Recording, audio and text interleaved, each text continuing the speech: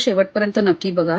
कदाचित तुम्हाला ही गोष्ट कळेल ह्याच्यामुळे, की ती व्यक्ती तुमच्या आयुष्यातून का तुमच्यापासून लांब गेली आहे.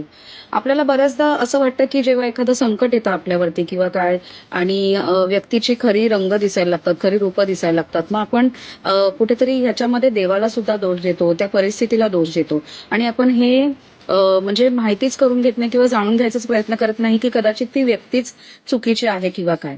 या बाबतीत स्वामी असं म्हणतात, की कधी-कधी मी मुद्दाम तुझ्यासमोर अशी संकटं उभी करतो, की अशी परिस्थिती उभी करतो, की त्याने तुला कळेल, की तुझं जवळचं कोण आहे आणि तुझं परकं कोण आहे.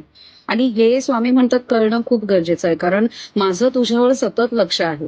त्याच्यामुळे तुझा म्हणजे जवळचं असण्याचं नाटक करणारे आणि तुझ्या खरंच जे जवळ आहे, ज्यांना खरंच तुझी काळजी आहे, हे लोकं मला खूप चांगली माहीत आहेत.